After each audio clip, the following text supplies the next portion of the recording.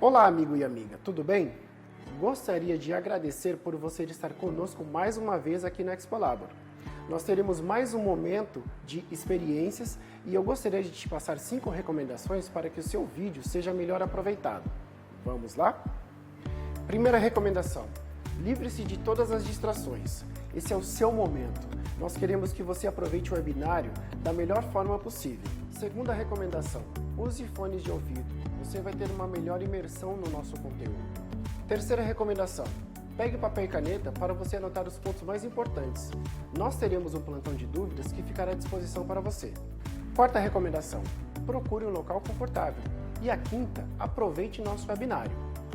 Fique agora com mais um webinário da Expolabor Digital, o mundo dos laboratórios na palma de suas mãos.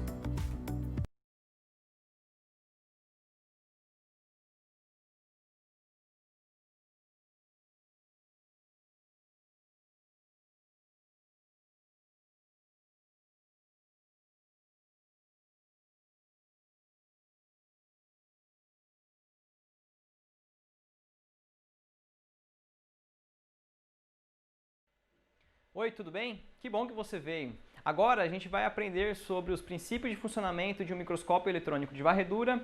Você vai entender sobre os diferentes conceitos de resolução e de magnificação e também faremos uma demonstração prática do equipamento. Vamos lá?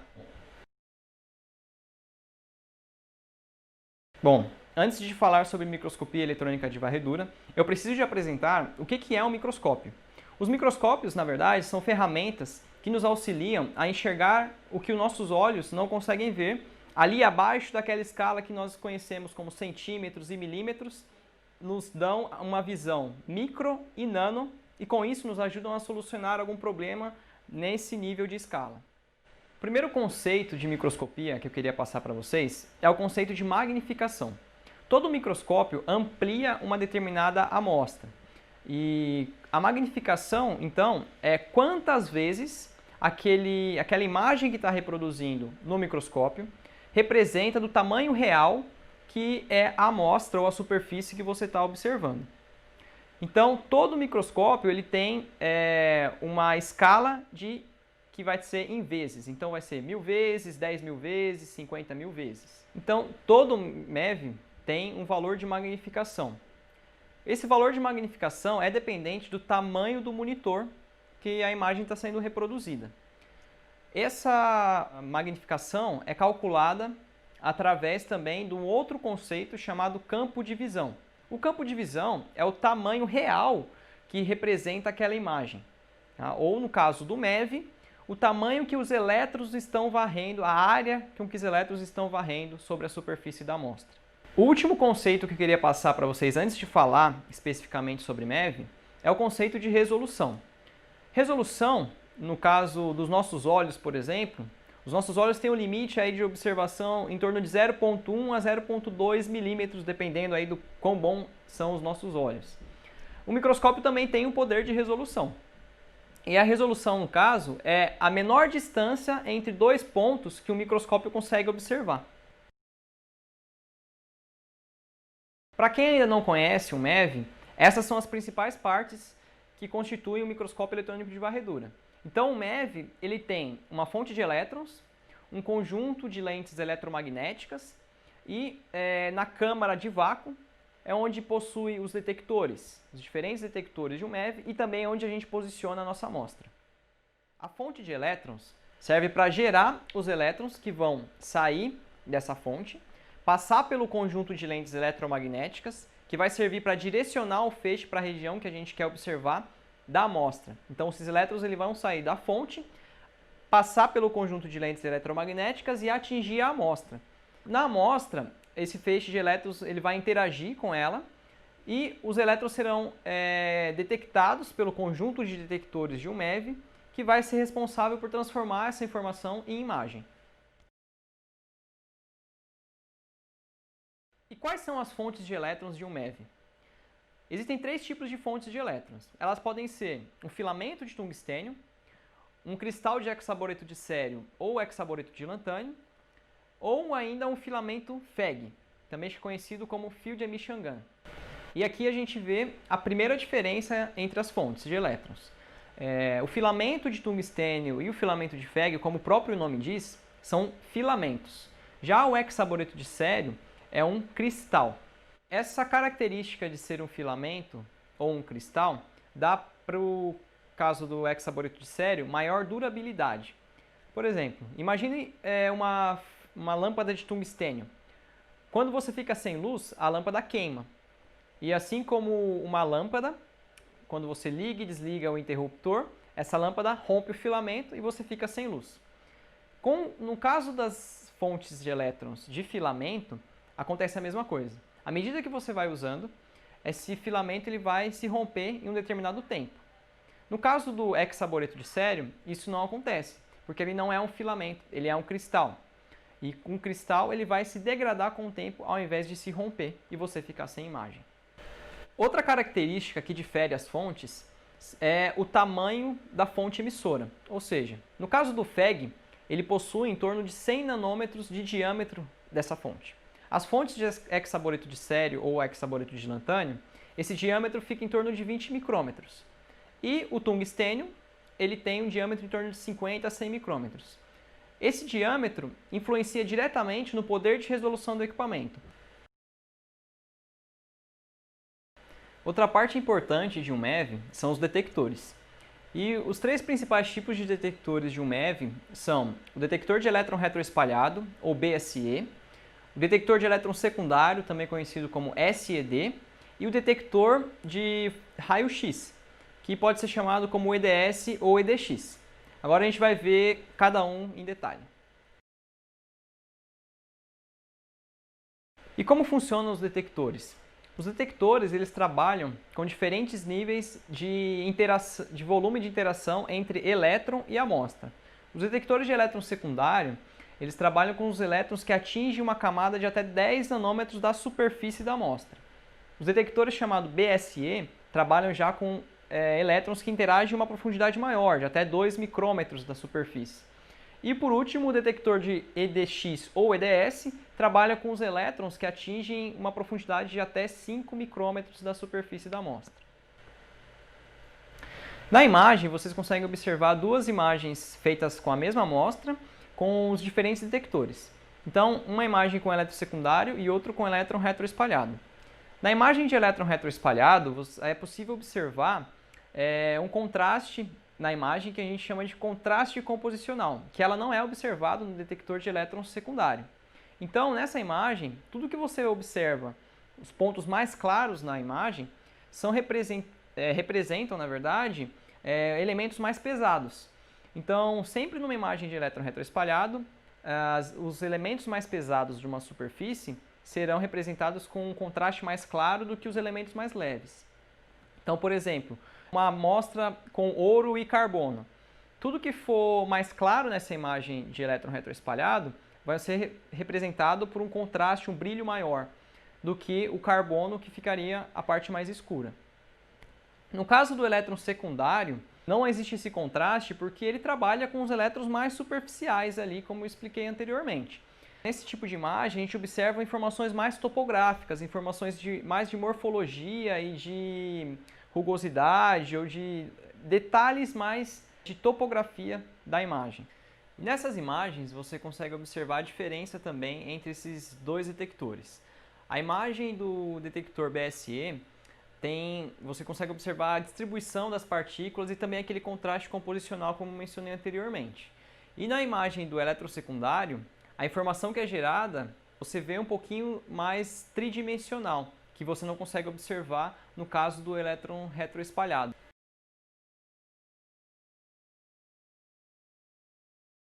Bom, e além dos detectores, temos mais dois outros fatores que influenciam na qualidade da imagem de um MEV. O primeiro fator é a tensão de aceleração. A tensão de aceleração é a energia com que os elétrons saem da fonte. Então, quanto maior a energia que a gente coloca para o equipamento trabalhar, maior vai ser o volume de interação desses elétrons com a amostra.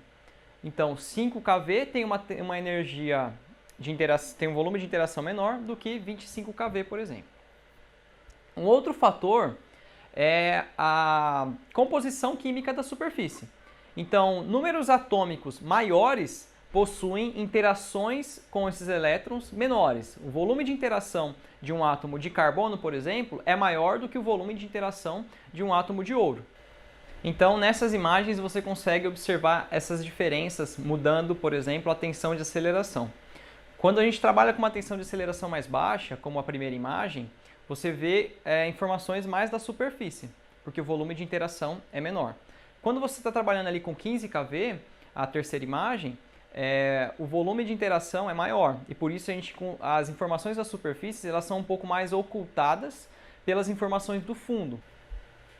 Nessas duas imagens vocês também conseguem observar esse mesmo efeito. Na imagem da esquerda a gente tem a interação elétron-amostra com 5 kV. Então nós conseguimos observar mais informações da superfície. Enquanto com 10 kV as informações do fundo da imagem se sobrepõem também na superfície. Como a gente está falando de microscopia eletrônica, a gente está falando também de eletricidade, porque os elétrons que saem da fonte e atingem a amostra, depois que eles interagem com a amostra, eles são descarregados. Quando uma amostra é condutora, por exemplo, um metal, essa condutividade ela é boa. Mas quando a amostra não é condutora, por exemplo, cabelo, papel, madeira, essa condutividade não é tão boa assim, e isso pode gerar também outros efeitos na imagem que a gente vai ver a seguir. Nessas imagens, a gente são imagens de cabelo, e a gente consegue perceber que quando a gente está trabalhando com um vácuo alto, por exemplo, as primeiras imagens, né, as imagens de cima, o cabelo, à medida que a gente vai ampliando, a imagem ela fica muito clara. Esse clareamento na imagem é chamado de efeito de carregamento. Esse efeito se dá em amostras não condutoras, como cabelo, madeira, papel. E esse efeito pode ser reduzido porque utilizando alguns procedimentos, o preparo de amostra ou reduzindo o vácuo, como é o caso que vocês estão vendo aqui.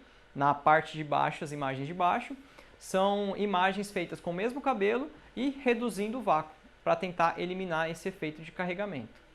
Neste outro exemplo, a gente tem imagens de papel.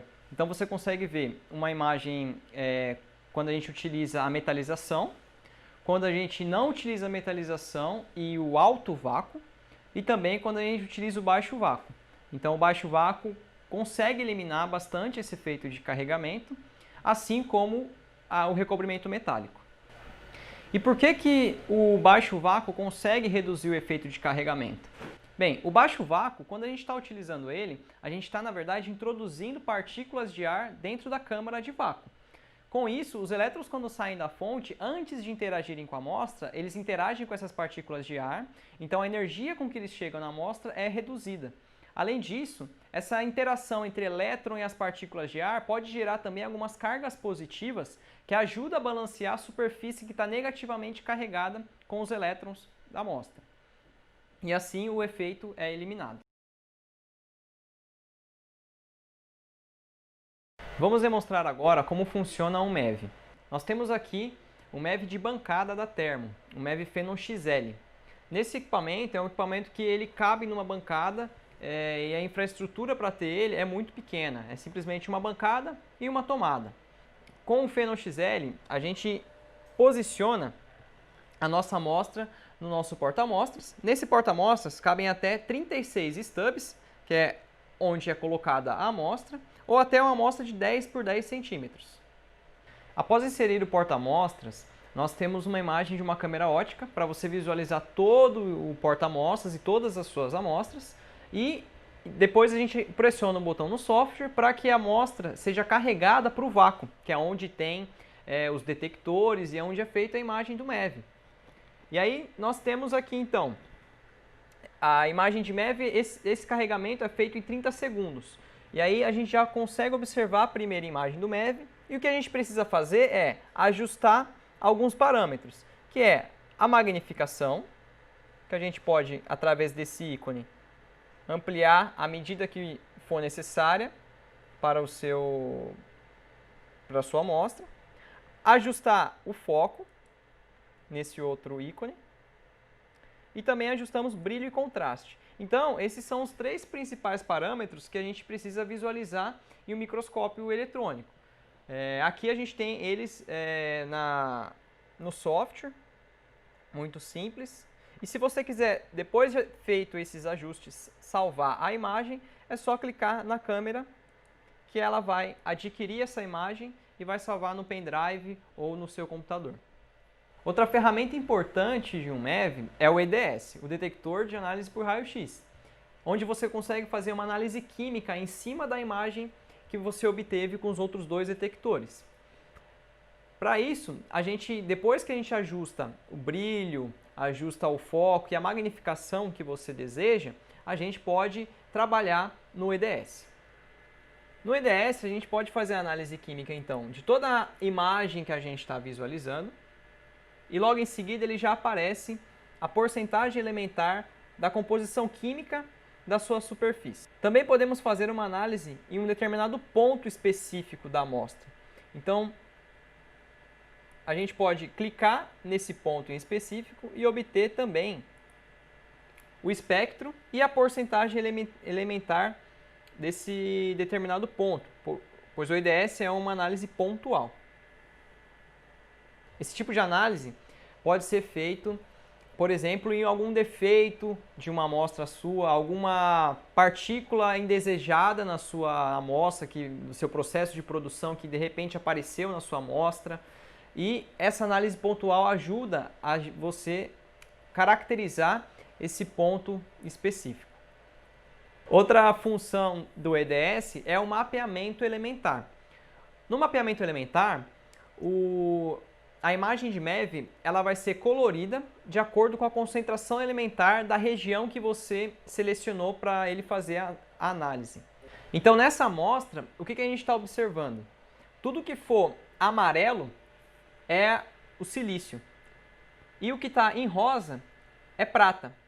Então, nessa imagem, é a imagem do mapeamento elementar, onde foi encontrado prata e silício. Uma outra função interessante é a função de reconstrução 3D. Nós podemos utilizar o elétron retroespalhado para fazer uma técnica que a gente chama de sombreamento. Nesse sombreamento é utilizado os quadrantes do detector de elétron retroespalhado para obter imagens topográficas. Então, com o software, a gente consegue escanear esses diferentes quadrantes do detector e obter uma imagem em 3 dimensões. Um outro detector que eu comentei é o detector de elétrons secundários. Na nossa página em Settings, nós podemos alterar o tipo de detector que a gente está trabalhando, que era do detector de elétron retroespalhado, podemos mudar para o detector de elétrons secundários. Então lembra do volume de interação que a gente comentou? Aqui a gente consegue observar com o elétron secundário informações um pouco mais superficiais da amostra. Também no Settings nós temos as opções de movimentar ali a tensão de aceleração. Então que ela pode ser de 5 até 20 kV. Muito obrigado pela sua participação no nosso webinar. Aqui nós falamos sobre microscopia eletrônica de varredura.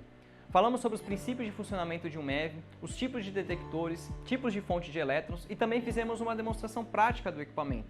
Mas caso ainda tenha alguma dúvida, entre em contato conosco através do nosso e-mail. Expo Labor Digital, o mundo dos laboratórios na palma de suas mãos.